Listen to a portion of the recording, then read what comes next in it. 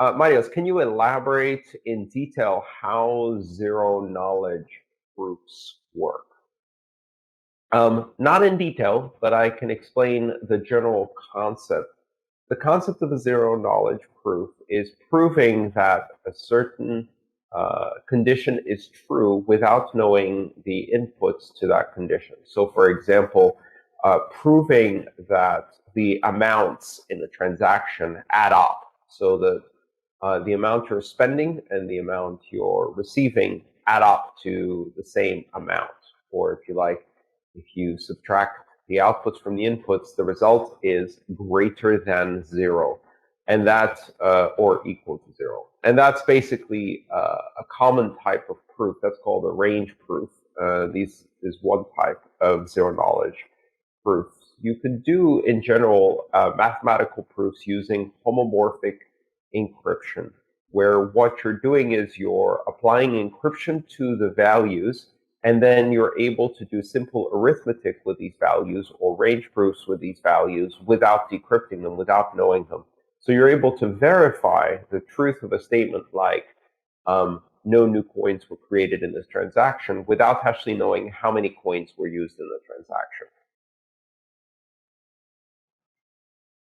Marios has a follow-up question. How could you create a zero-knowledge proof transaction? It seems that it is computationally complicated and not time efficient.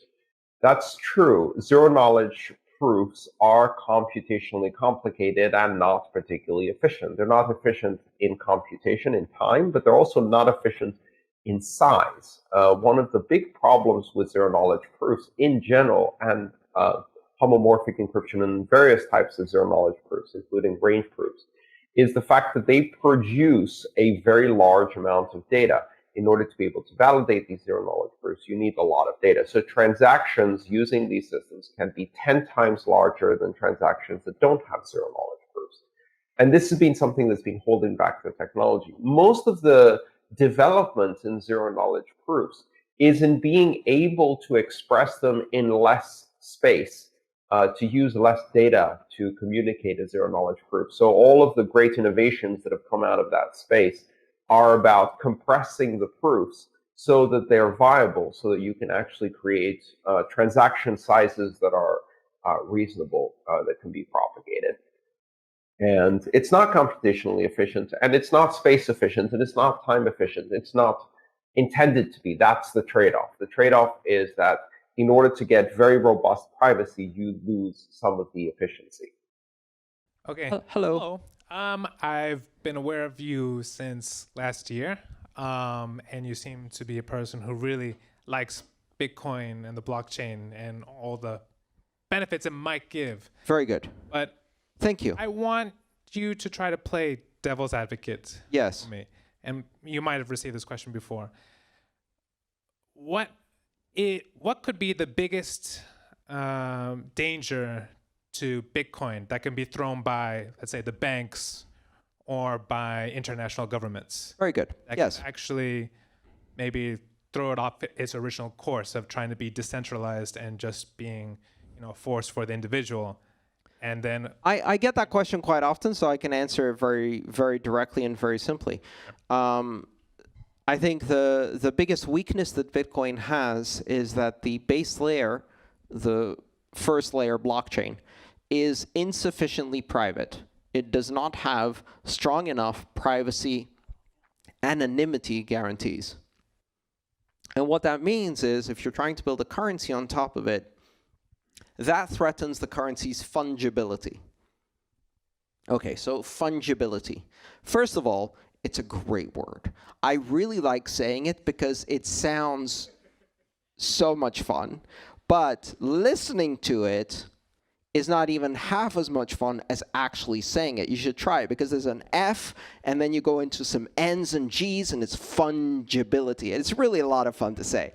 The problem is nobody knows what the hell it means. So allow me to, how many people here know what fungibility means? About half the audience. That's great. That's great. It's a weird economic term. What fungibility means is that in a system of money, it's important to not be able to distinguish between different units. Meaning, if I'm holding is one. Let's say 1,000 won. Okay, that's a paper bill here. I haven't actually touched Korean money yet. I've only used debit cards. I'm holding 1,000 won bill, right? If I go to a store and I give it to a storekeeper and I say, here's 1,000 won, give me something you can buy with 1,000 won, probably something very small. They'll say, oh no, I don't like this one. Do you have any other 1,000 won bills? Not this one. But why? I don't know. Its number ends in a 3. I don't like those. I want one that doesn't end in a 3. Do you have another 1,000? They can't do that. In fact, it's illegal to do that, right?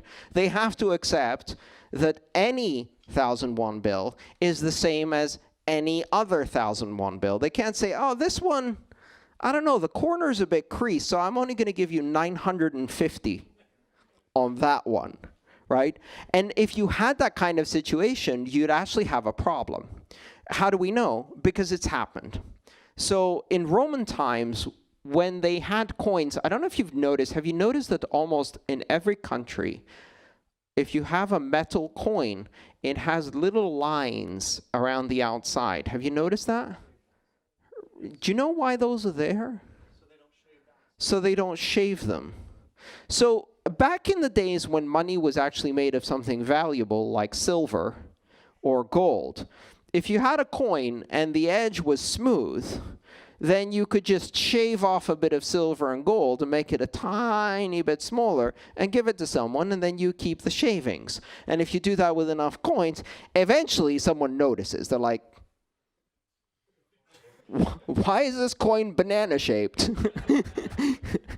It's like, is this part of the lunar cycle? Because this looks like a half moon. You know, where's the rest of the coin? So what they started doing is they put those ridges around as an anti-theft device, so that if you shave it, it's visible that you shave it. If you try to make the ridges again, because they're symmetrical, it's very obvious that you've cut new ridges into the coin. So that's why they have a little circular ridge around the edge, and that's why they have the little lines. So what happens in Roman times with silver coins is they started trading for different values depending on how badly they were shaved. So it's like having a 1,000 won bill and someone is saying, I'll give you 876 for that one. That one looks pretty good. I'll give you 923. Well, the problem is if money starts having a price, it stops working as money very well. If each piece of money has a different price, but not the one that's on it, but a slight discount depending on whether it's been tainted or shaved or something like that, you have a problem. And that's what fungibility is about. You know, there's another funny situation that we have. I don't know if you've heard this statistic, but every single dollar bill you've ever touched has cocaine on it. It also has E. coli. Ew. Yeah. So every single dollar bill you touch has cocaine on it. And the reason for that is because there's this way of rolling up a dollar bill and turning it into a straw and using it to ingest cocaine. So people, you know, that kind of thing. So that means that eventually you take this dollar bill, it touches the other dollar bills in your pocket, they get a bit of cocaine, and then you give it to someone and it touches their bills, they give it, etc. And so everything has cocaine on it. Now, this causes a bit of a problem because what if you had a test? And you could run a test. And they actually suggested doing this in the 80s. And they said, well, let's test the dollar bills. And if they have cocaine, we won't accept them. And then they realized this was a very bad idea because it would cause chaos. Can you imagine if every shopkeeper had to have a little testing system? And they'd be like, oh, I'm sorry, this has too much cocaine on it. I won't take this one. But this one has just enough. I'll take this one. And so then what would happen is people would pay more for the ones that were clean and less for the ones that were dirty. And then you have a real problem because then the value of money can vary a lot. Not just 2% or 3%, but even 20%. Well, that's happening in Bitcoin today. You can actually buy Bitcoin that just came straight out of a fresh block, fresh from the oven, still smelling of hashes, and and right from the Coinbase, right?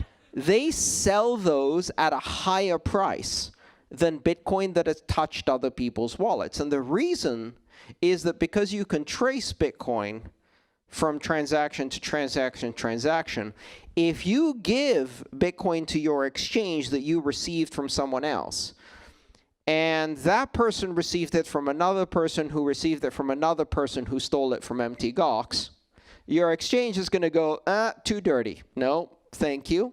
And they'll shut down your account. And that's a problem. That's a big problem. Because if you start doing that across all of the money circulation, you end up breaking money. It stops working as money. The whole point of money is that you have one universally recognizable, verifiable thing that has one price, right? It is the price. That's its purpose. And if it starts having different prices, it doesn't work. So fungibility is a big problem. So, and how does fungibility relate to privacy? They relate in a very simple way. If you have strong privacy, if the money is anonymous, and if you can't trace where it's been before, then it becomes perfectly fungible. Then every unit is the same as every unit. You can't differentiate between them, and you can't have problems where the exchange will say, not this one, yes, this one, or where they trade for different prices. And today we don't have perfect fungibility in Bitcoin. There is perfect fungibility in some other blockchains. Privacy-focused ones like Zcash and Monero and many others that have come out since.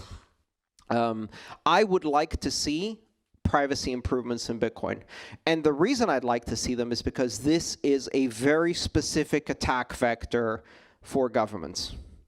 And what they can do is they can start circulating blacklists that say, any coin that has touched one of the following addresses is a bad Bitcoin. And then make the exchanges block any transactions. And they will set a limit. They'll say, if it's changed addresses less than 6 times since it's touched one of these, they call that 6 hops, then you can't accept it. And that would cause very, very serious problems to Bitcoin.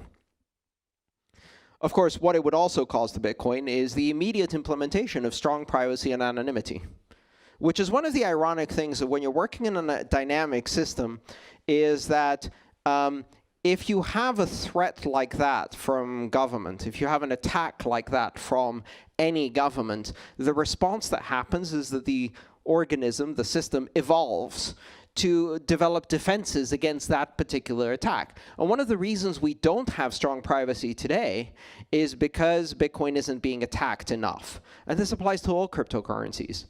If cryptocurrencies start getting attacked using privacy as the attack mechanism, 2 things are going to happen. 1, privacy will become very valuable, which means that any cryptocurrencies that do strong privacy immediately become much more valuable because everybody wants the private ones. And 2, every cryptocurrency that doesn't have privacy, the very next release has privacy, which probably is also why governments haven't tried to attack in that way, because they actually like the fact that they can track these things, and they know that if they attack it in a very obvious way, they'll stop being able to track them because they will immediately get privacy.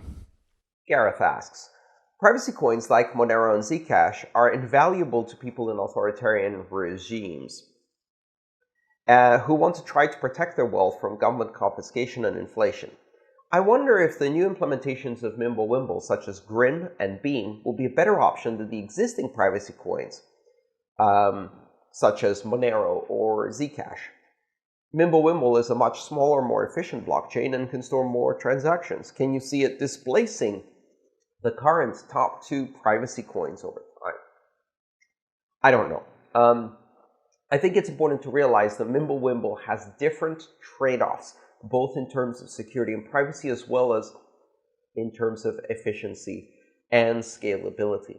And I like to see this experimentation continue across all of the privacy coins, because it enables us to see how different trade-offs and different privacy techniques can be used and what their pros and cons are. And perhaps in the future, we can see more of those privacy techniques combined, so that we see a lot of, let's say, cross-pollination between the research and development teams in these various privacy coins and other coins. So techniques invented in one place are used in another. That's one of the wonderful things about working in a broad open source ecosystem like cryptocurrencies and open blockchains, where an invention made in one place can be used anywhere else. It's not encumbered by patents or, and even if it is under open source, that doesn't really matter. So we will see a lot of cross-pollination. Whether Grin and Beam displace the current two privacy coins over time, I don't know. It depends what you mean by displace. If you mean that they might rise to have a larger market cap, I don't really think those metrics are meaningful.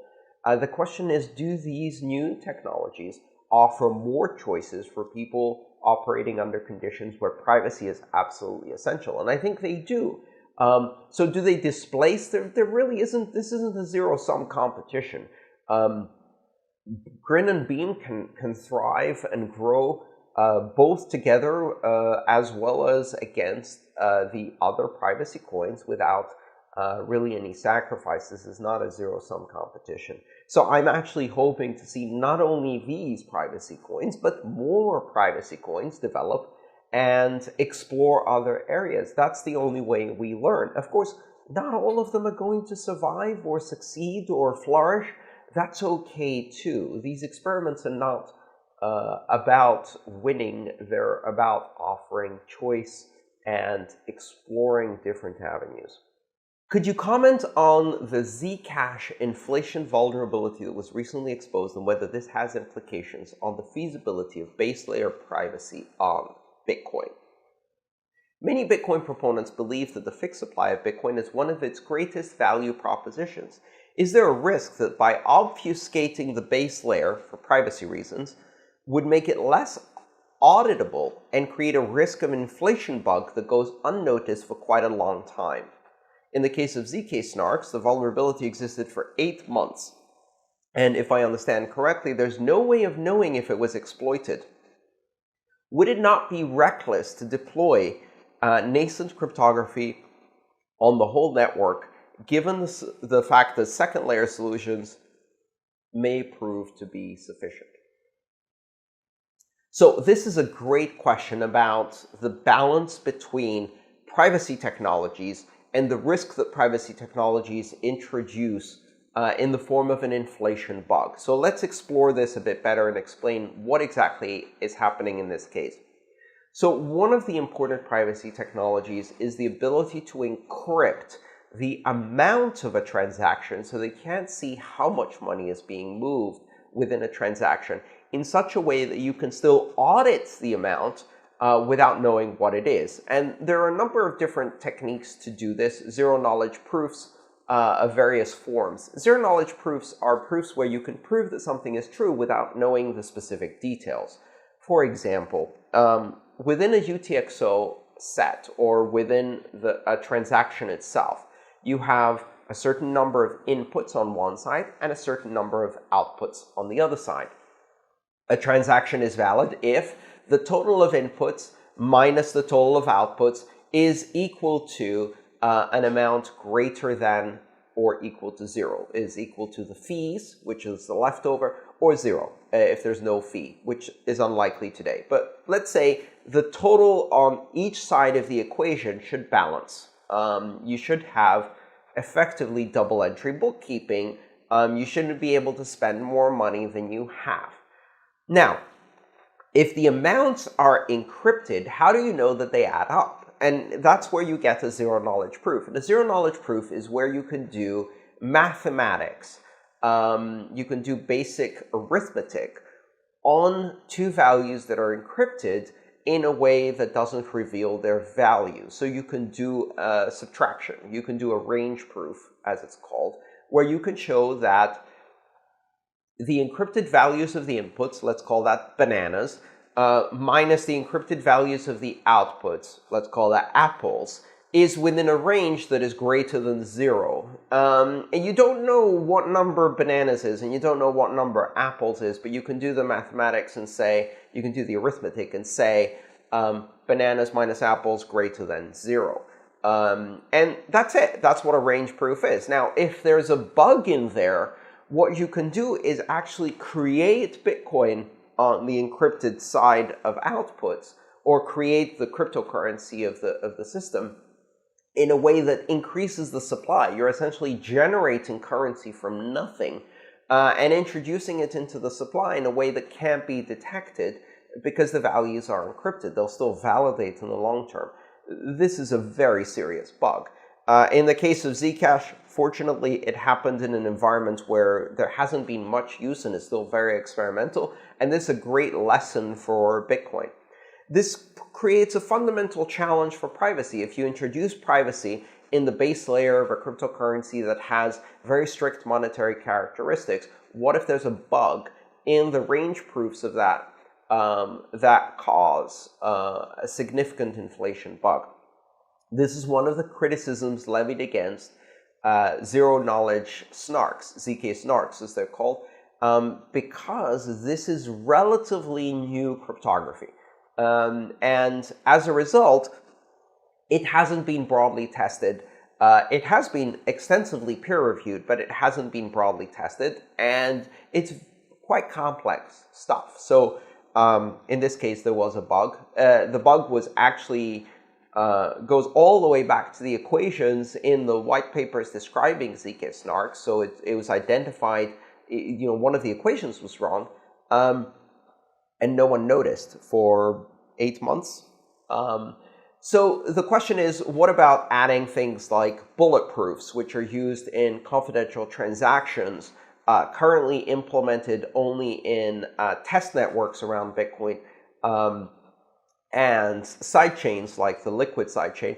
What about adding that technology to the Bitcoin base layer so as to improve the privacy of the Bitcoin base layer? Is it too early to add that technology? I don't know. And is the risk too great that that might introduce an inflation bug? I think the argument that you can do it in second layer solutions and that's sufficient isn't absolutely true. I think a lot of the privacy solutions are much better applied in the base layer because it's very difficult to maintain privacy on the second layer if the base layer can be monitored and surveilled. However, this is a true consideration now. This is a real design trade-off. And this is the essence of cryptocurrency design, I think, and the very difficult fundamental trade-offs that exist in engineering cryptocurrencies. There are no perfect solutions. Everything involves giving a bit in one area in order to gain a bit in another area. You can't just be best at everything. And so we're going to see this debate happen very strongly, and I think it's part of the reason why it's going to be difficult to introduce privacy technologies in the base layer of Bitcoin. I hope that we will introduce privacy technologies at the base layer of Bitcoin, even if there is a small risk that there are exploitable inflation bugs that could go undetected and cause some problems with the inflation of the supply of Bitcoin. I think in the long run, the risk of not having sufficient privacy in the base layer is greater than the risk of a small inflation bug, which I think with maturity will not go undetected for very long. But this is a very difficult risk analysis, and I'm not confident about that opinion. I'm kind of leaning more towards privacy at the moment. I could be persuaded otherwise. I'm not certain or fixed in my opinion on this. I would like to hear a broader debate. I'd like to hear and understand how big is the risk. I understand the risk of not having privacy in the base layer. To me, that's a clear risk. It involves undermining the fungibility of Bitcoin, being able to introduce regulation, legislation that makes it very difficult for anyone other than criminals to use Bitcoin, because the very use of Bitcoin that involves using blacklists and whitelists and tracking addresses and surveillance and complying with surveillance regulations will make it impossible for normal businesses, for legitimate users, to use cryptocurrency. So that's a real risk, and I understand and I can quantify that risk.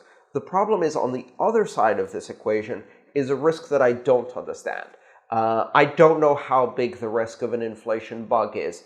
It's not zero. We know that now. We know that it's not zero risk because it's already happened.